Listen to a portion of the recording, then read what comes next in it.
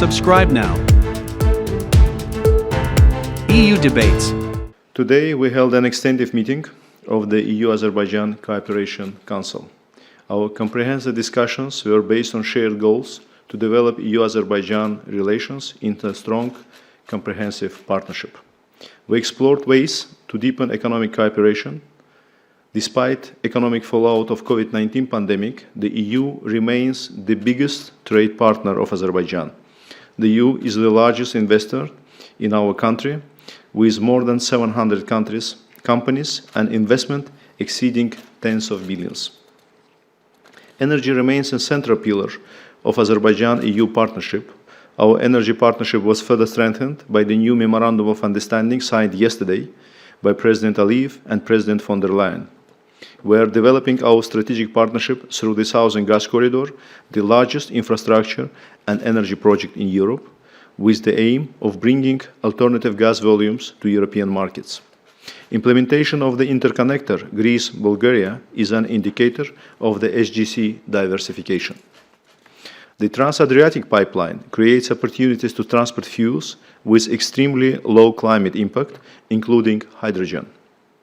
The Southern Gas Corridor can potentially offer hydrogen to the European markets in the transition efforts towards clean energy source.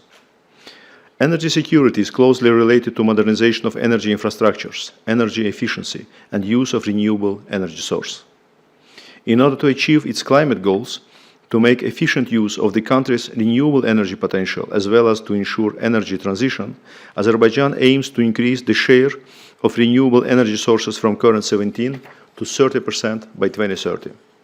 These are relatively new and promising topics on EU-Azerbaijan energy cooperation agenda, which are expected to lead us to the establishment of the new green dialogue between Azerbaijan and the EU.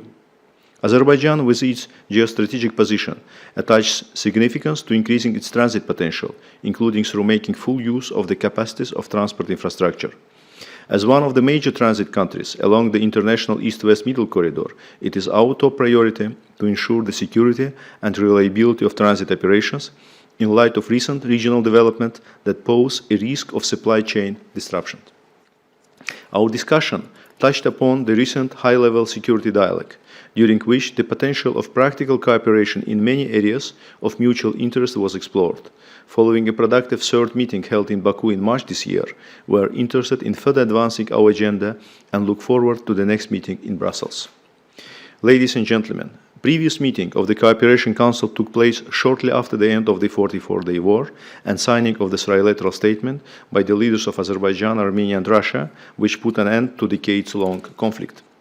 There is no alternative to normalization of relations between the two countries based on mutual recognition and respect for each other's sovereignty and territorial integrity within their internationally recognized borders. The EU plays an important role in the post-conflict period. In this regard, we welcome President Charles Michel's support for the efforts to advance discussions on the normalization of relations between Armenia and Azerbaijan. We thank the EU for mediating already 3 meetings, which have been instrumental in facilitating dialogue on issues critical to peace, security, and prosperity in South Caucasus. Demining is a key element of the post-conflict reconstruction. Since the war ended in November 2020, 225 citizens of Azerbaijan, including 93 civilians, were killed or wounded due to explosions of mines. There is a need of higher international attention and assistance to demining works in Azerbaijan, which is one of the most contaminated countries by landmines and unexploded ordnances.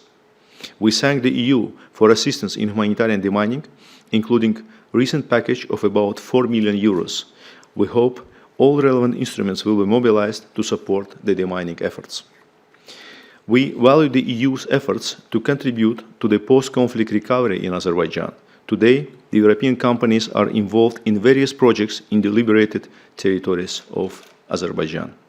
Today, we are meeting and we are conducting our Cooperation Council in a very historic day, because today is the return to 19th of July is a day of return the first former IDP families to the liberated areas. Today, 41 family returns to Agali village of Zengilan region of Azerbaijan, which is of course a source for the great, proud for our country and for these people. And of course, in coming years, we will be witnessing, the return of hundreds of thousands of our compatriots and former IDPs to the liberated territories. The socio-economic development issues have been subject of discussions in trilateral meeting of the leaders of Azerbaijan, Armenia, and the European Council held in Brussels. In this regard, we expect the EU to step up realization of commonly identified projects on the economic and investment plan as proposed by President Michel.